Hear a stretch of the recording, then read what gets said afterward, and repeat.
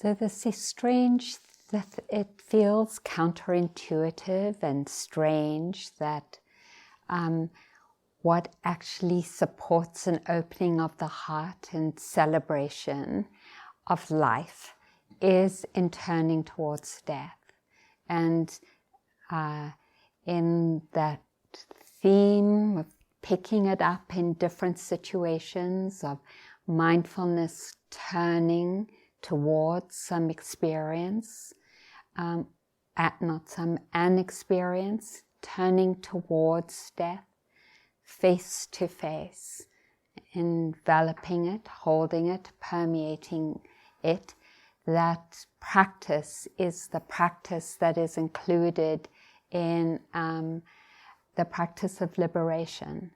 And when I first read the Satipatthana Sutta, it struck me in a way that everything else kind of fit together. And then there was this paragraph that the Buddha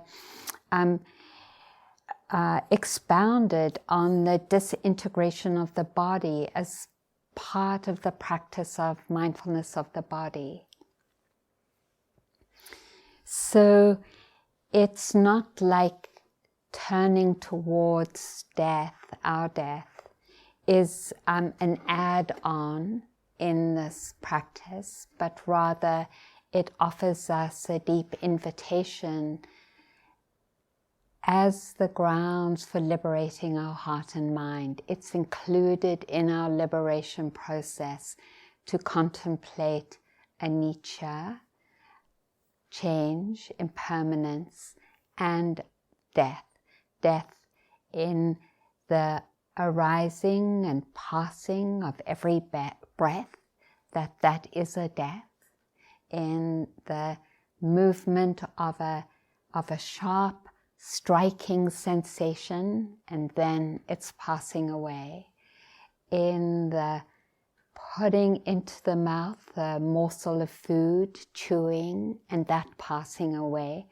We could say that in all these different experiences, eating, defecating, breath, sensations, sounds, sights, that all of it is about a birth, something coming into being and then passing away. And it is said that in deeply acknowledging this reality of life, what's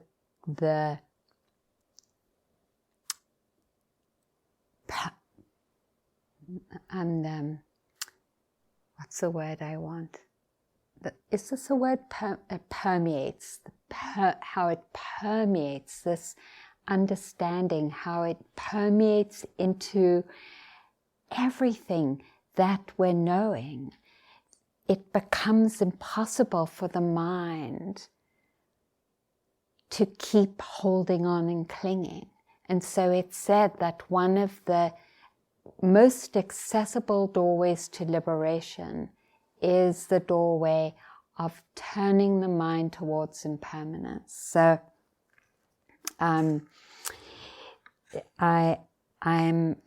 this is very classic. So Ananda, when the Buddha was dying, it said, this is how they described it. They said, Ananda at the Buddha's death was lamenting as he was leaning on a door frame, which means he was he had been leading on the door frame of the Buddha's life, and he was lamenting while the Buddha was dying. And the Buddha, this is what the Buddha said, and it was his final admonition. Is that what you say, admonition? Ananda, haven't I been teaching you? Impermanent, subject to change, are all component things. And you also spoke about this. And when the Buddha passed away, Sakka, the chief of the deities, said, impermanence impermanent are all component things. They arise and cease, and that is their nature. They come into being and pass away. Release from them is bliss supreme. Just going to say that again because it's like the mantra.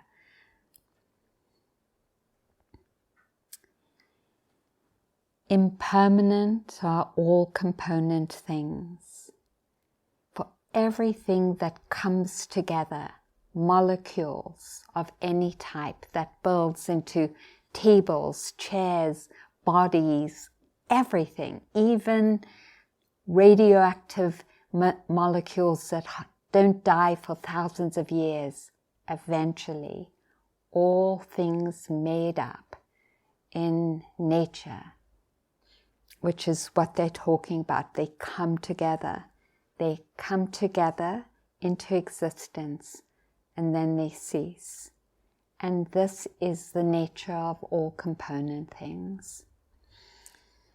Release from them is bliss supreme. And then I just want to take a moment to talk about this anicca, which means the Pali word anicca, which means inconstant. And it's two words. Nicca, which is the private particle, refers to the concept of continuity and permanence. Anicca is the exact opposite. It's the absence of permanence and continuity. And there's something so deep about talking about the absence of permanence and continuity, that it is absent from all life and from all nature.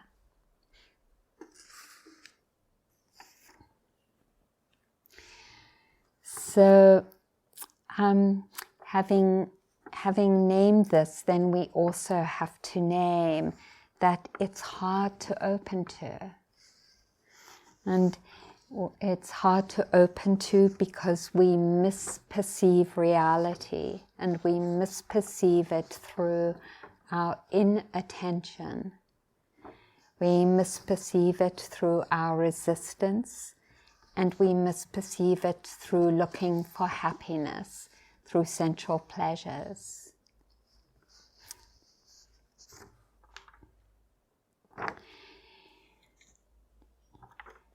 We know that nature is our great teacher in illuminating for us the cycles of coming into being and passing away. And that in the beautiful poem or writing of Thich Nhat Hanh, when he says, when you look at this paper, you're looking not just at a piece of paper, you're looking at a tree. And then you're not just looking at a tree, you're looking at the clouds, because without the clouds there wouldn't be rain, and without rain there wouldn't be a tree. And then if you're looking at the clouds, you're looking at the oceans.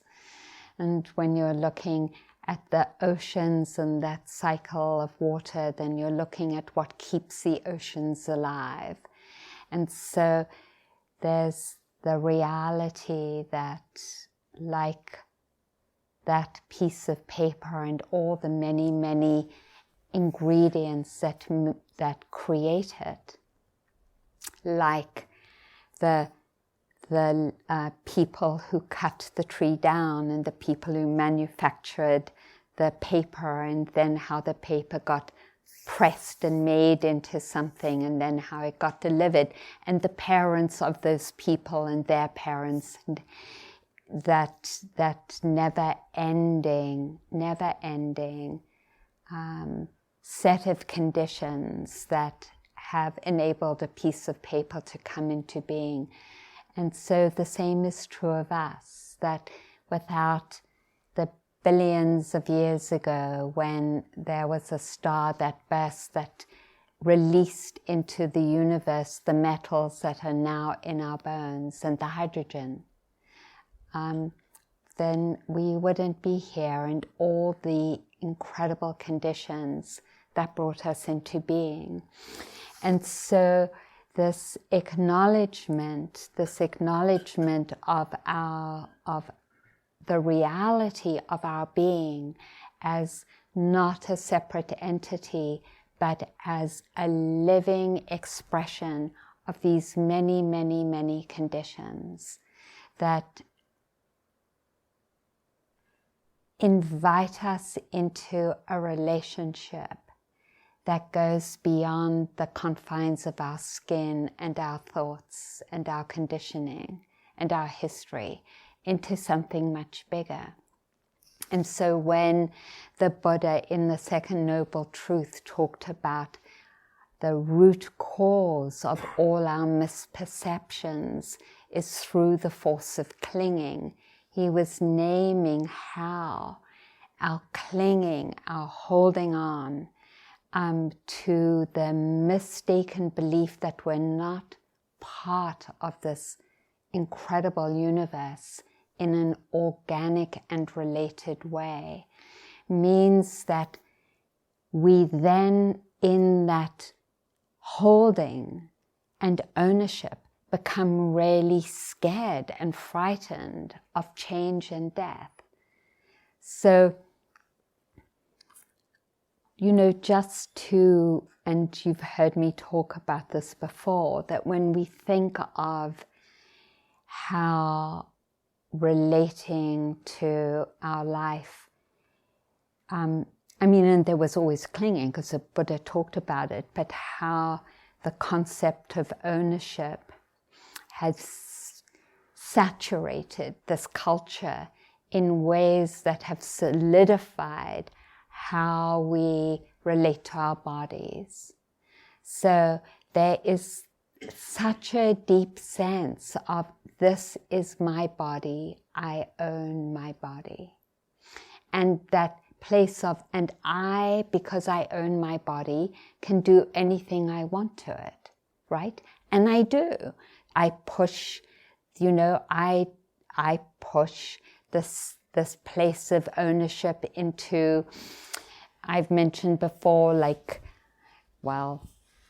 I haven't mentioned before that sometimes they skip eating whole meals, but I do, and I know that, it's really a practice not to do that. So that's just one example, or going to bed late, or just the kinds of ways, or skip doing some of the things that I know this body needs for well-being. And why can I do that? Because I own my body and I think I can do what I want with it, which is exactly what happens in the composition of ownership. And that's when we own something, like when someone buys a piece of land, we think we can do whatever we want with it, clear-cut it, because it is our land. And that is what ownership does, is that it separates us from the sacredness of life. And so then it's no surprise this interrelationship that's happened over time, particularly in these economic structures, of how ownership has permeated into ownership of our bodies. It still is in some places that people own other people, and that relationship is destructive, because in the relationship of ownership, you can't feel the sacredness of the other human being. That's what clinging does. Clinging, attachment, and ownership obscure reality and create a sense of solidity and continuity. And so when you have a lot of money, like Howard Hughes, this always sticks in my mind, because he had a lot of money, that he asked to be frozen and embalmed, or maybe something, some frozen thing, so that dead he would live for hundreds of years in his apartment, some fancy apartment up in New York, skyscraper.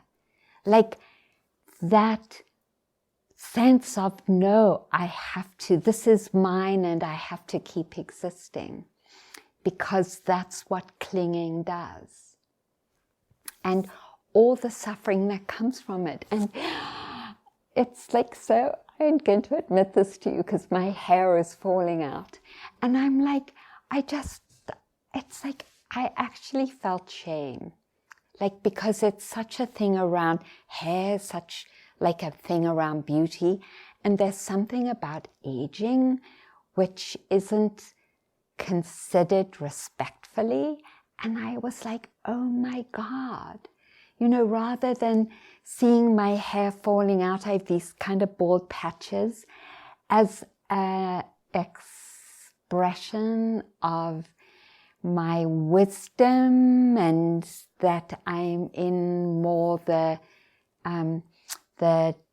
closer to the disintegration process of my arising and passing away, some of those signs of the disintegration process. And seeing the sacredness of it, it was like, no, my hair, how can it fall when I don't want it to fall out? Or you see the beautiful grace of the tech crew coming to put the microphone up because the arthritis in my hands has weakened my hands so much I can't open the clip myself. And you should see some of the creative ways that I figure out things to do. And like I can't open the crystal geyser bottles. And so Brent designed this amazing contraption for me with like a Y with teeth that I slide and open it because I've lost strength to do it myself. And so here is this amazing opportunity that we have in the Dharma to begin to challenge that ownership of our bodies, of our hearts, of our thoughts, and of our feelings. To begin to challenge it through this practice of particularly looking at the arising and passing and changing of everything about our lives. Of everything about our lives.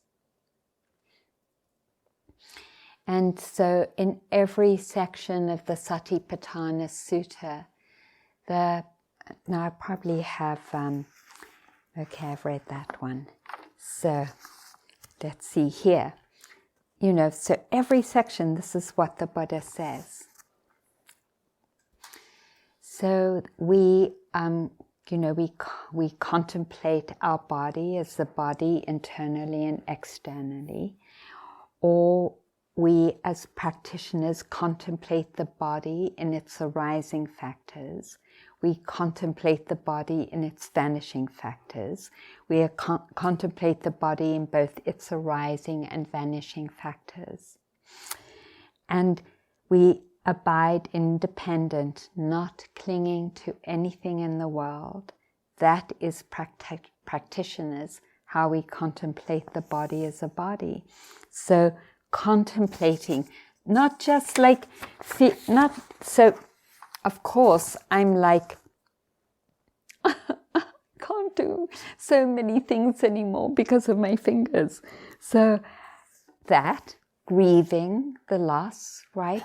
Grieving the loss of the disintegrating factors, grieving the loss of our friends, grieving the loss of our parents, grieving the loss of what's happening in the earth and the planet. This acknowledgement doesn't mean not grieving, and it also calls us to this right relationship of understanding that we're part of something so much bigger than just each of us as individuals disconnected from all of life's processes. So this is what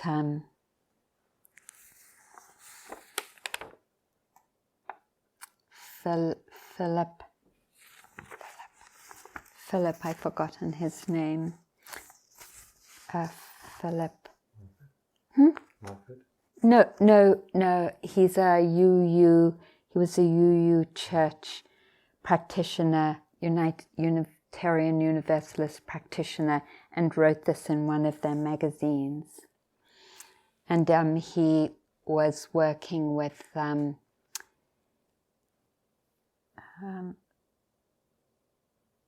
thing that the physicist Hawkins worked with. What was that? Stephen Hawking. Yeah. What condition did he work with? Oh, cerebral palsy, I think.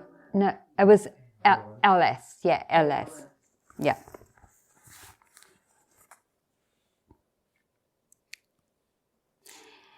I can be standing in a room full of people eating canned peas, listening to bouzouki music, or discussing the price of ostrich futures, when suddenly I'm aware that everyone in this room will die one day. It does not come to me as an idea, as something to analyze or ponder, but as a quality of vision, as though my inner videographer had flipped on a different lens. But it's more of a feeling than an actual vision. What I see does not literally change. Rather, I feel as though faces, bodies, gestures have suddenly grown fluid, changeable, translucent. My awareness flickers between seeing these people as they stand here before me, solid and breathing, and sensing how the world will be when they have vanished. When received in the proper spirit, such experiences aren't frightening but liberating. For in glimpsing our own transitory nature, are we not seeing a deeper truth? As the scientists tell us, we're nothing more than temporary arrangements of atoms, forged in the depths of distant stars, consisting mostly of empty space.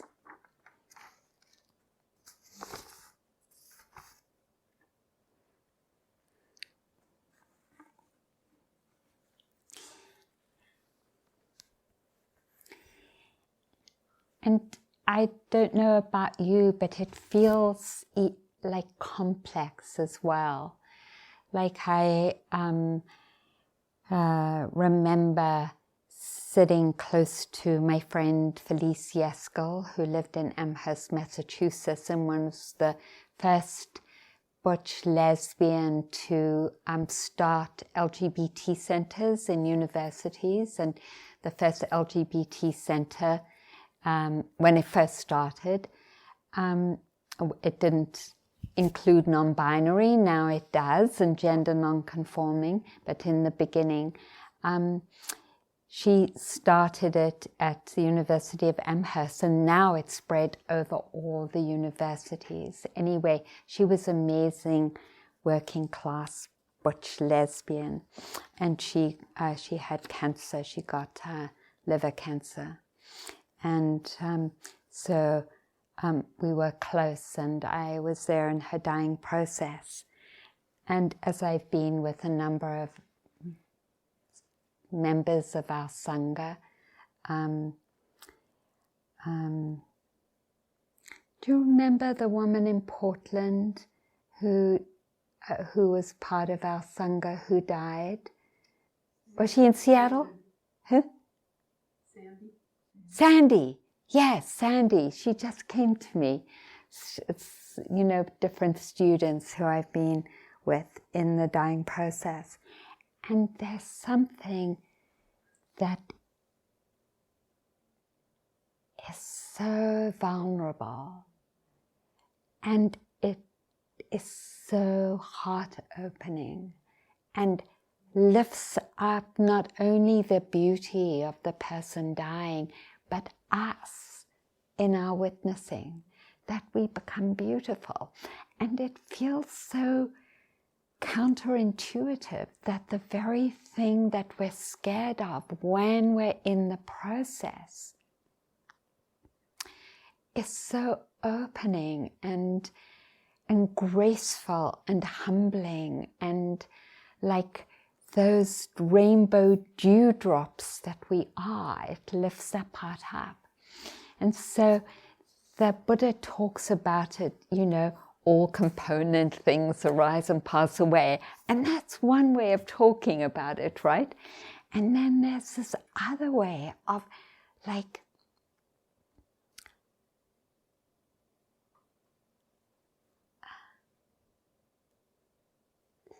not just feeling, but rocking, like more than just a feeling, like embodying the dying process when we're witnessing it. And so there's some part of us that is also getting, but not on an intellectual level, but getting we're dying too.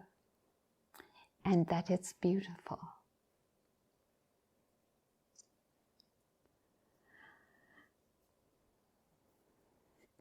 That it is so the opposite of the ownership that we have, which is so solid and entitled and uncaring in a way. This acknowledgement that each of us are dying, and like Philip Simmons says, that we in this room, each of us is going to die.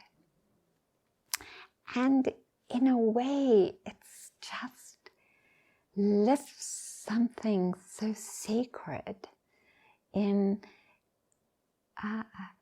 life's process, each of us individually, and in life it's arising and it's passing.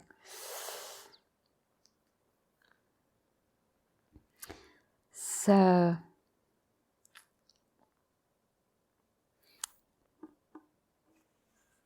this is one of my favorite poems about this.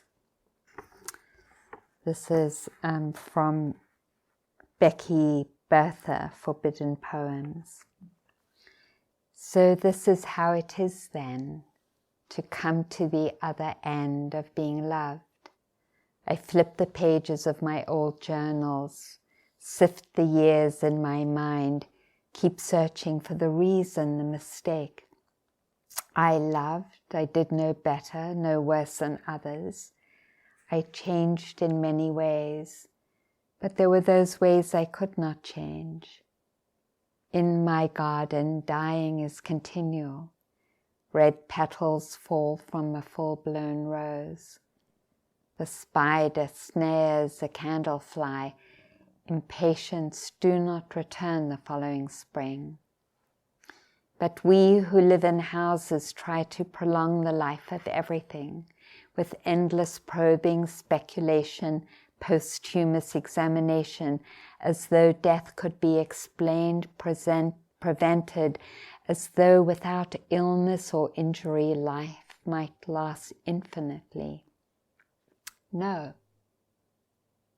Something is born and grows, lovely, is loved, reaches the end of its time and dies. In my garden, bleeding hearts winter over, and sweet alyssum recedes itself.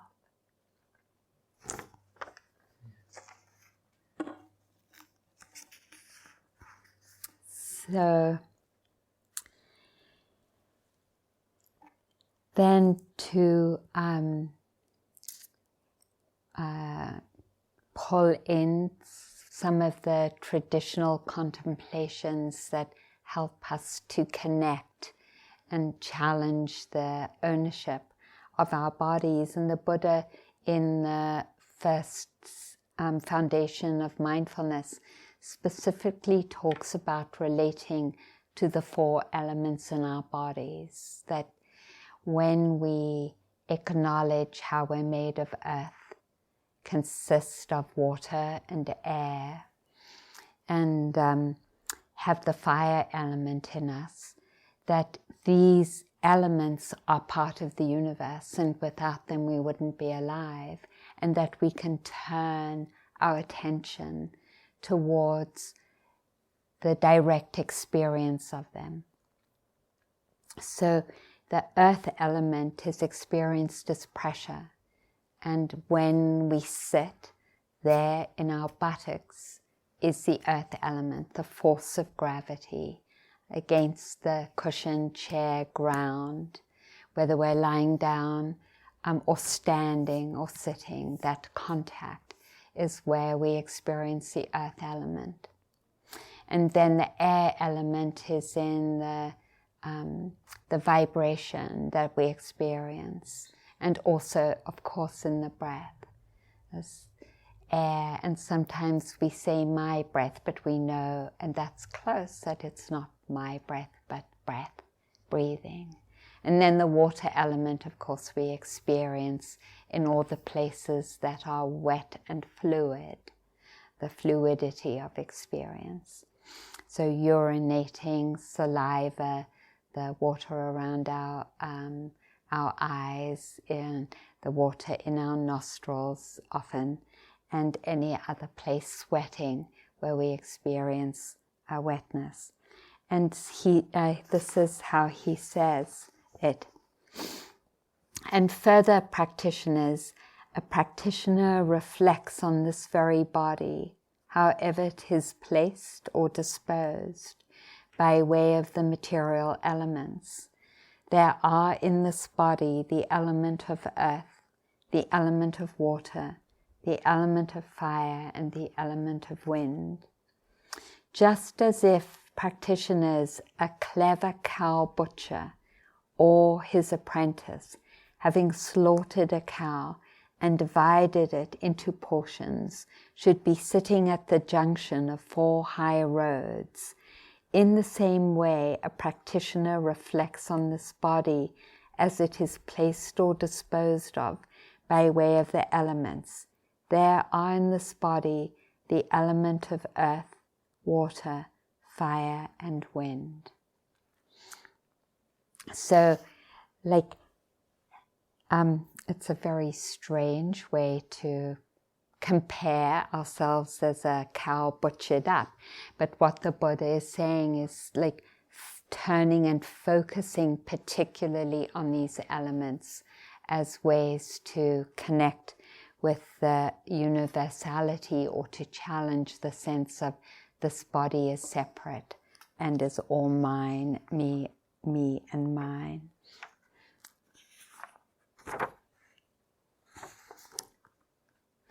And then this is from the Dighanakha Sutta, number 74. Now, Agivesana, this body made of material form, consisting of the 4 great elements, procreated by a mother and father, and built up out of boiled rice and porridge, is subject to impermanence, to being worn and rubbed away, to dissolution and disintegration. It should be regarded as impermanent, as disintegrating, as void, as not self. When one regards this body thus, one abandons desire for the body, affection for the body, and subservience to the body.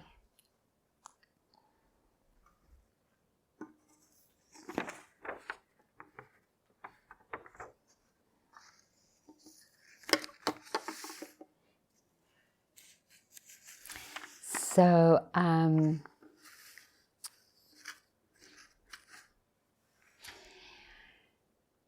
Ruth used to talk a lot about Challis Castaneda, and how she was so moved reading that book that Challis said, to always live with death on your left shoulder, and that whenever you had a question about anything, to turn to death and to ask death, death, what do you think? How should my decision be informed by you? Let me see if I brought it here. I don't know if I did.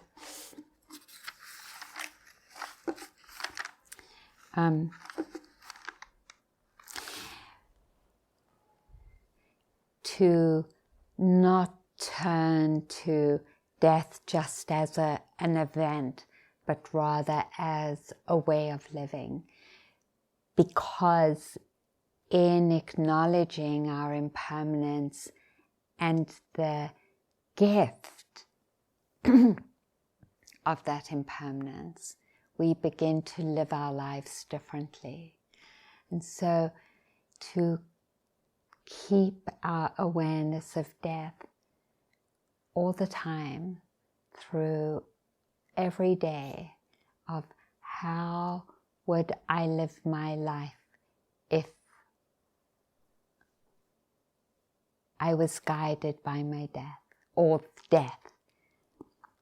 Because death visits us all. We know that every single one of us will be visited by death. And it reminds me of hearing someone in a morgue, someone who worked at a morgue, saying it wasn't so surprising to them, of course they worked in a morgue, that people were rolled in on the trolleys dead, but that who it was, that it could be someone who came in from a car accident or a motorbike accident, or two young twin babies because they were born but weren't strong enough to live.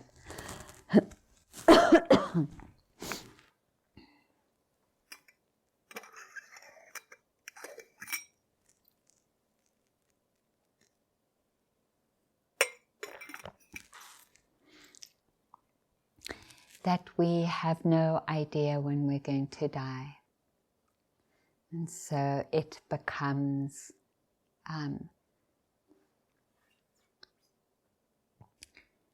this ground, right, of then going to that song again of how could anyone ever tell us that we're anything less than beautiful because we're alive.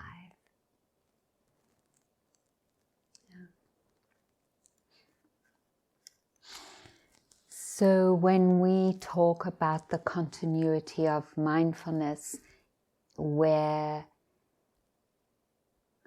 answering that call of the sacredness of our life, that in making this incredible effort to be present and to keep supporting the continuity of mindfulness, we are being called to realize this truth about the sacredness of our life through understanding its changing expression.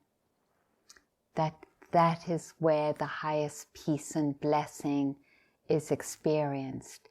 Is in that knowing the stepping, and then as we keep knowing the stepping, it comes that stepping is just taking place in the field of knowing, and there's no I. It's coming and going and coming and going, and no I. And as we continue to deepen and experience that in a more consistent way, there's a way the mind groks it and disentangles from the tangle of me, mine, and ownership. And that's why the continuity of mindfulness is so important and so beautiful. Or the inquiry into the elemental nature of the body. Is this my water? No, it's not my water. this water in my mouth that's called saliva. How can I own it?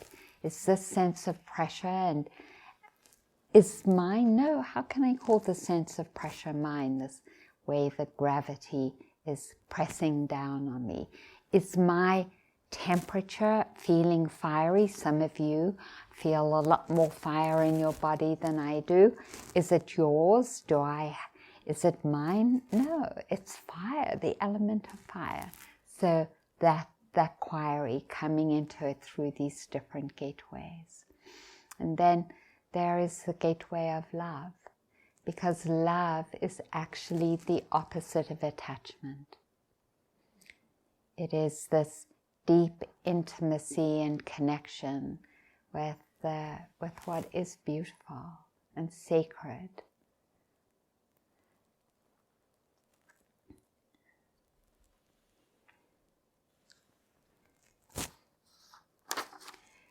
So let's see, then I will read, what do I want to read? This may be one way to end with.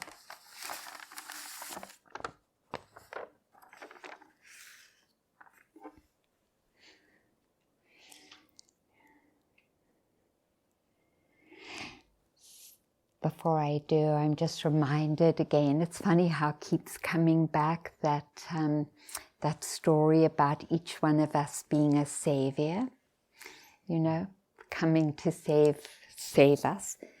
And then also the other side of it, you know, relating to each one of us, knowing that each one of us is going to die.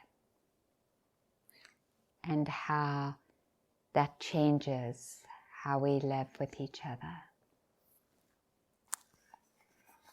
And for sure, some of us sooner than later, because that's how death works. This is by Ellen Bass. What if you knew you would be the last to touch someone? If you were taking tickets, for example, at the theatre, tearing them, giving back the ragged stubs, you might take care to touch that palm, brush your fingertips along life's line's crease. When a man pulls his wheeled suitcase too slowly through the airport, when the car in front of me doesn't signal, when the clerk at the pharmacy won't say thank you, I don't remember they're going to die. A friend told me she had just been with her aunt. They just had lunch, and the waiter, a young gay man with plum black eyes, joked as he served the coffee, kissed her aunt's powdered cheek when they left. Then they walked half a block, and her aunt dropped dead on the sidewalk. How close does the dragon's spume have to come? How wide does the crack in heaven have to split? What would people look like if we could see them as they are, soaked in honey, stung and swollen, reckless, pinned against time?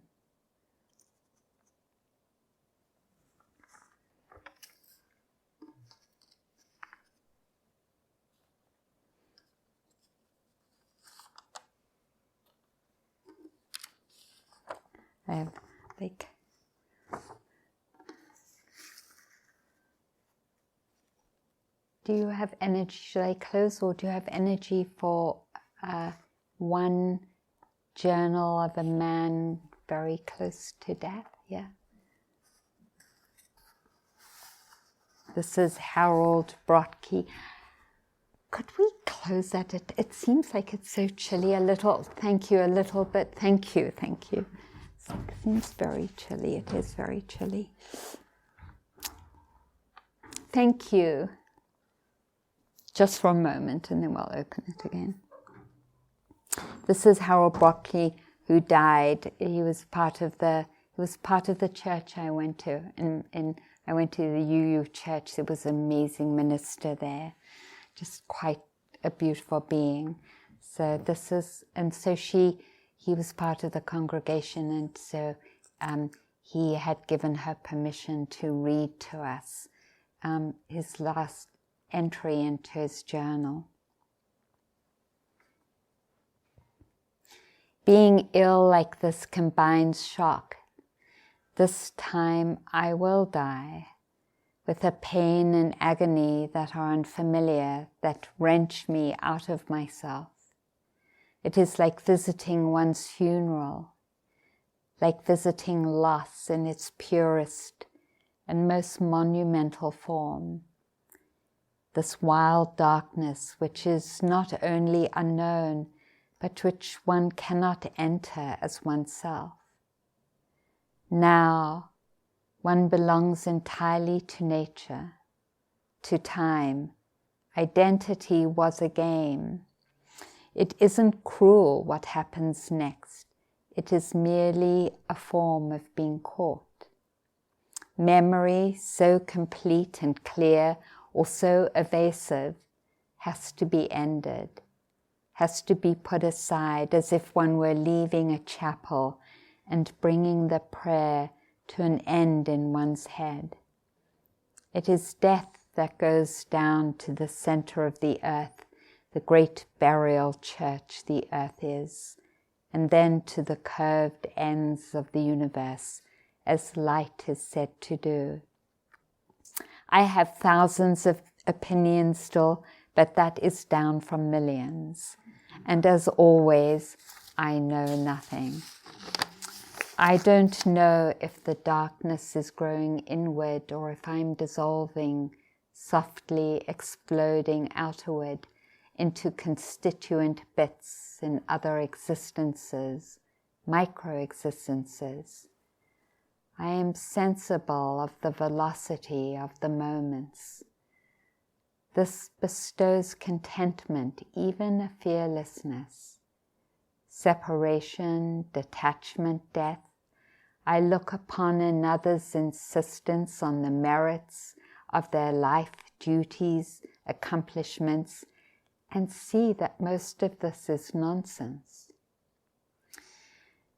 One may be tired of the world, tired of prayer makers, the poem makers whose rituals are distracting and human and pleasant, but worse than irritating, because they have no reality, while reality itself remains dear. I want glimpses of the real.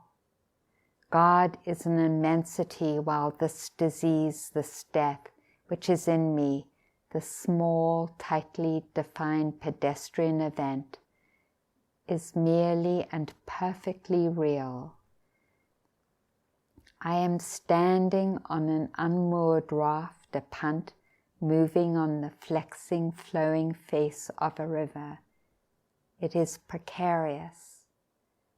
I don't know that I am doing. I don't know what I am doing.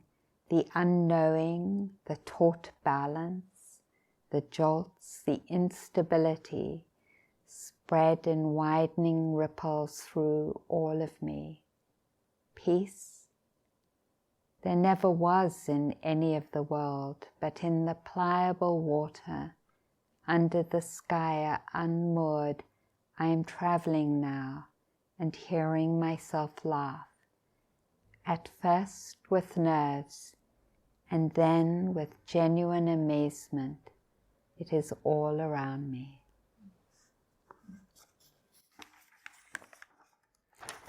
So let's take a moment. Quietness.